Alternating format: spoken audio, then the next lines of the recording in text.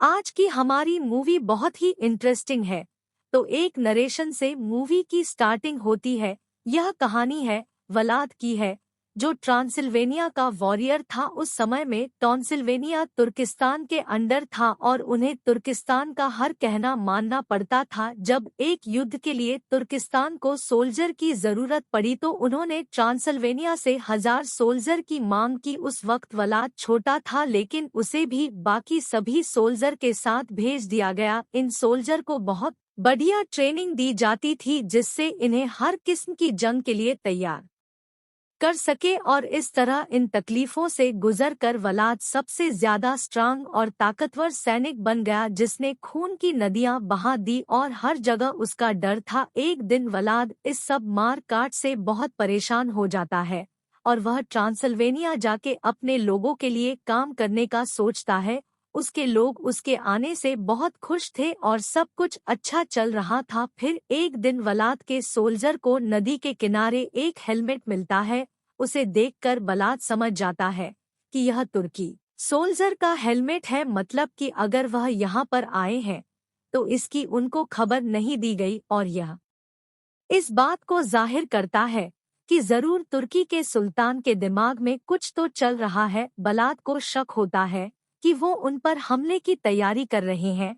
वह अपने कुछ साथियों को वापस किले जाने को बोलता है और सभी को सतर्क रहने के ऑर्डर देता है। वलाद ये देखता है कि यह हेलमेट पानी में बह आया है और यह पानी ब्रोकन टूथ माउंटेन से शुरू होता है, इसलिए वलाद वहां जाने का डिसाइड करता है। वहां उन्हें गुफा मिलती है। ऐसा लगता है कि जैसे गुफा के अंदर कोई है, इसलिए कुछ सैनिक गुफा के अंदर जाते हैं। अंदर बहुत ही अंधेरा था और उन्हें वहां पर कुछ कंकाल नजर आते हैं। तभी उन्हें किसी की मौजूदगी का एहसास होता है, पर यह कोई इंसान तो नहीं था, क्योंकि वह अचानक सुनकर हमला करता है और वलाद की दोनों सैनिक को मार देता है। फिर वह वाला को मरने भी आगे बढ़ता है, मगर फिर उसे कुछ किए बगैर ही वह पीछे हट जाता है। वलाद देखता है कि जहाँ पर वह मौजूद है वहाँ सूरज की रोशनी पड़ रही है, साथ ही उसकी तलवार पर लगा हुआ उसे मॉन्स्टर का खून भी सूरज की रोशनी में गायब हो जाता है, जिससे वलाद अच्छे से ये समझ जाता है कि वह जो भी था वो सूरज की रोशनी में नहीं आ सकता था। अब वलाद वापस से किले में आता है, जहां वलाद सारी बात एक पुजारी को बताता है। पुजारी अपनी रिलीजियस बुक में इस बारे में देखकर बताता है कि गुफा में जिसने तुम पर हमला किया था वह दरअसल एक वैम्पायर है। वह अंपायर पहले रूम का वॉरियर हुआ करता था, मगर उसे और पावर चाहिए थी। वह दुनिया का सबसे पावरफुल इंसान बनना चाहता था, इसलिए उसने एक शैतान का सहारा लिया। उस शैतान ने उसे अपनी ब्लैक पावर से दे दी, मगर उसे उस गुफा में कैद कर लिया इस शर्त के साथ कि जब तक वह इन ब्लैक पावर को किसी ऐसे इंसान को नहीं दे देता जो इन पावर्स के लायक हो, तब तक वह इस गुफा में कैद रहेगा। तब से वैम्पायर उस गुफा में कैद है, और क्योंकि वह दुनिया का पहला वैम्पायर था तो इसीलिए उसे मास्टर वैम्पायर भी कहा जाता। वलाद पुजारी को यह बात सीक्रेट रखना को कहता है और अब महल में सभी सेलिब्रेट कर रहे हैं। तभी वहां पर एक तुर्की सोल्जर आता है जो केवल चांदी के सिक्के लेने आया था। असल में वलाद हर साल तुर्की के राजा को चांदी के सिक्कों से भरा एक बक्सा देता है, ताकि कि वह ट्रांसिल्वेनिया पर हमला करने का ना सोचे। तुर्किश सोल्जर कहता है कि इस बार सुल्तान को सोने के सिक्कों के साथ 7000 सोल्जर भी चाहिए, जिन्हें वह ट्रेन कर सके और अपनी फौज में शामिल कर सके। मगर वलाद को सुल्तान की बात मंजूर नहीं थी। वलाद को एक सैनिक समझाने की कोशिश करता है कि उसे सुल्तान की बात मान लेनी चाहिए। वह इस काबिल नहीं है कि सुल्तान के गुस्से का मुकाबला कर सके। वलाद की वाइफ मरीना उसे सुल्तान से बात करने को कहती है। दरअसल वलाद जब तुर्किश फौज के साथ लड़ा करता था तब वह और सुल्तान बहुत ही अच्छे दोस्त थे, इसलिए मरीना को लगता है कि सुल्तान उसकी बात मान ही जाएगा। फिर वलाद तुर्की जाता है तो उसे ये पता चलता है सुल्तान की मौत के बाद उसका बेटा अहमद नया सुल्तान बन चुका है।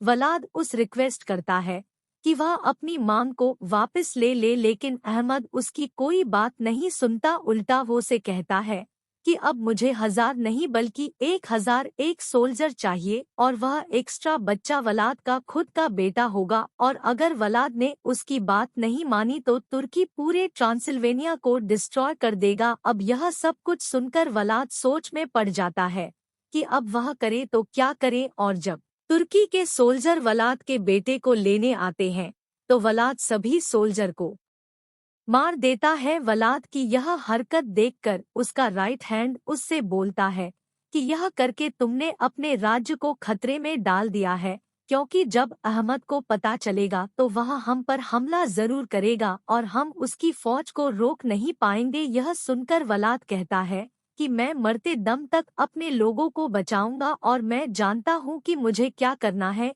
इसके बाद घोड़े पर बैठकर वलाद एक पहाड़ी की तरफ चल पड़ता है जहां पर उसी वैम्पायर की गुफा है। वलाद गुफा में जाता है तो वैम्पायर कहता है कि तुम पहले ऐसे इंसान हो जो शौक से अपनी मौत के पास आए हो। तो वलाद कहता है कि मुझे अपने किंगडम को बचाना है वरना वो बर्बाद हो जाएगा है, और इसीलिए मुझे तुम्हारी मदद की बहुत ज्यादा जरूरत है।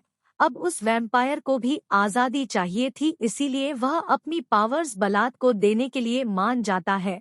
वह एक बर्तन में अपना थोड़ा सा खून डालता है और वलाद को पीने के लिए कहता है, जिससे कि उसकी पावर वलाद में ट्रांसफर हो जाए और वह सबसे पावरफुल इंसान बन जाए। यहाँ पर वैम्पायर बताता है कि जब तुम में यह पावर आएगी तो तुम्हें 3 दिन तक अपनी खून की प्यास को रोकना होगा, मतलब चाहे तुम्हें कितनी भीख वाहिश क्यों ना हो तुम खून नहीं पी सकते। अगर तुम ऐसा करने में कामयाब हुए तो चौथे दिन तुम एक नॉर्मल इंसान बन जाओगे, और अगर तुमने खून नहीं पिया तो तुम जिंदगी भर के लिए एक वैम्पायर बन जाओगे और मैं यहाँ से आज़ाद हो जाऊंगा। और मेरी एक शर्त भी है कि अगर तुम 3 दिन बाद हमेशा के लिए वैम्पायर बन गए तो फिर तुम्हें उसे मारना होगा, जिसकी वजह से मेरी यह हालत हुई है।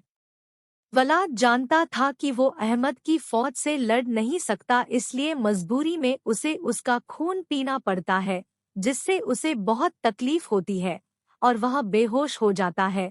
जब उसे होश आता है तो वो अपने महल की ओर जाने लगता है और वह समझ जाता है कि उसके अंदर बहुत सारी पावर आ चुकी है, क्योंकि वह हवा की रफ्तार से तेज भाग रहा था जहां पर कई सारे बीड्स उसका साथ दे रहे थे, यानी कि वह एक वैम्पायर बन चुका है। फिर वलाद अपने महल जाता है और देखता है कि अहमद की फौज उनके महल पर हमला करने के लिए आ रही है। वलाद अपनी फौज को महल के अंदर रहने को बोलता है और खुद अकेला ही अहमद की फौज के सामने आता है।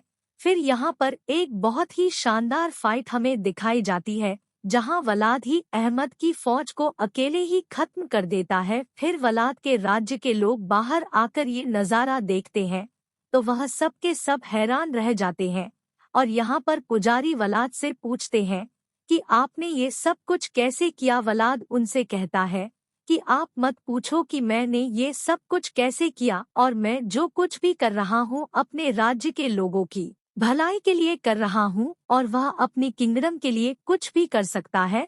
और अब उसके लोग उसकी बात मान जाते हैं।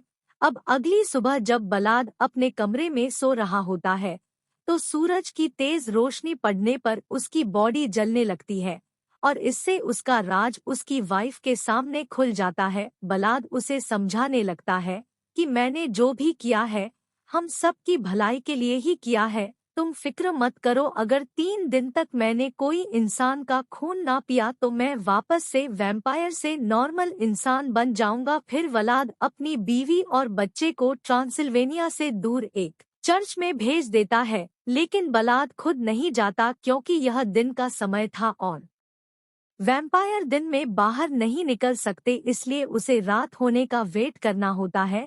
फिर अहमद अपनी फौज की ये हालत देखकर गुस्से से बौखला जाता है और अपने बाकी सोल्जर को वलाद के राज्य पर हमला करने के लिए भेज देता है। वहीं ट्रांसिल्वेनिया के सभी लोग जंगल के रास्ते चर्च की तरफ जा रहे होते हैं। तब तुर्की के सोल्जर उन पर हमला कर देते हैं।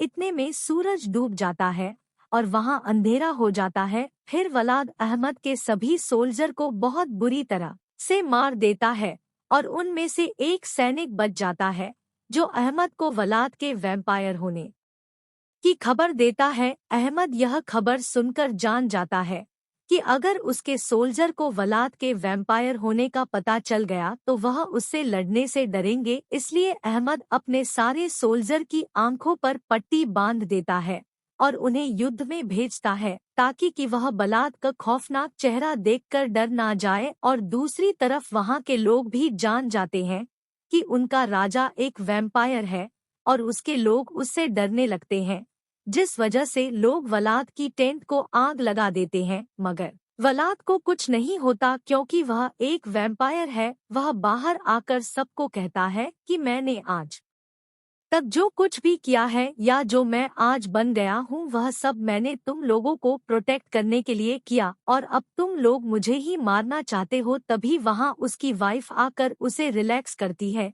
तभी पता चलता है कि तुर्की के फौजी उसे खत्म करने के लिए पहुंच गए हैं। वलाद अपनी आर्मी को चर्च के अंदर रहकर सबको प्रोटेक्ट करने को बोलता है और खुद अकेले ही वह सबका मुकाबला करने के लिए बाहर जाता है।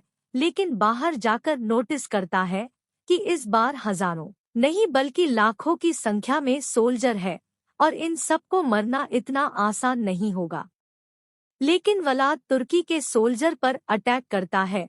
वह अकेले ही उन सभी को निपटा रहा था मगर कुछ सोल्जर्स चालाकी से चर्च में घुस जाते हैं और वलाद के बेटे को किडनैप कर लेते हैं और वलाद की वाइफ को ऊपर से नीचे फेंक देते हैं। वलाद सब कुछ देख लेता है। वह उड़कर अपनी वाइफ को बचाने की कोशिश करता है मगर वो अपनी वाइफ को बचा नहीं पाता। अब वलाद के 3 दिन खत्म होने में बस कुछ ही मिनट बचे हैं। वलाद की आधी फौजी भी मारी जा चुकी थी तो इसीलिए वलाद की वाइफ उसे अपना खून पीने को कहती है ताकि वह तुर्की की फौज को खत्म करके अपने बेटे को बचा पाए, क्योंकि उसका खून पीते ही वलाद हमेशा के लिए वैम्पायर बन जाएगा। वलाद को अपना बेटा बचाना होता है, इसलिए ना चाहते हुए भी वो अपनी वाइफ का खून पी लेता है और इस तरह वह पूरी तरह वैम्पायर बन जाता है।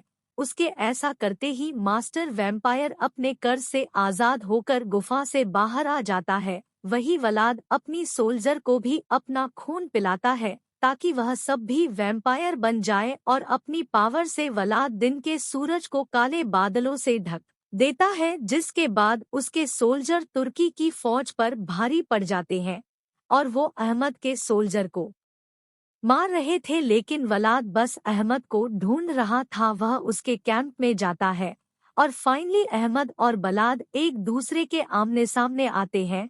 अब क्योंकि वैम्पायर चांदी की चमक को सहन नहीं कर पाते, इसलिए अहमद ने अपने टेंट को चांदी के सिक्कों से भर दिया था। अब उन चांदी के सिक्कों की वजह से अहमद वलाद पर भारी पड़ रहा था, लेकिन लास्ट में वलाद उसे मार ही देता है और अपने बेटे को भी छुड़ा लेता है। अब क्योंकि वलाद के सोल्जर वैम्पायर बन चुके हैं तो वो सभी वलाद के बेटे को देखकर उसका खून पीना चाहते थे। वलाद सोचता है कि यह सब कुछ उसी की वजह से हो रहा है, इसलिए अपने बेटे को वलाद पुजारी के साथ भेज देता है। अब क्योंकि उसने सूरज को काले बादल से ढक दिया था तो अब वह बादलों को हटा देता है और सूरज की रोशनी से वलाद और उसके सभी वैम्पायर सैनिक जलने लगते हैं और वलाद के साथ साथ उसके सोल्जर जलकर मर जाते हैं, जिसके बाद वलाद के बेटे को ही राज्य का राजा बनाया जाता है। बाद में दिखाया जाता है कि एक प्रीस्ट मरे हुए वलाद को वैम्पायर ब्लड पिलाता है और जिससे वलाद जिंदा हो जाता है। और फिर हमें 21वीं सदी में दिखाया जाता है जहां वलाद अभी भी जिंदा होता है और रास्ते में जाते हुए वलाद को उसकी वाइफ की जैसी ही एक लड़की मिलती है और वलाद उससे बातें करने लगता है। तभी वहां पर बैठा एक आदमी इन्हें देखकर मुस्कुराता है और यह और कोई नहीं बल्कि मास्टर वैम्पायर ही होता है। और फिर यहीं पर हमारी मूवी का लास्ट हो जाता है। Thank you for watching.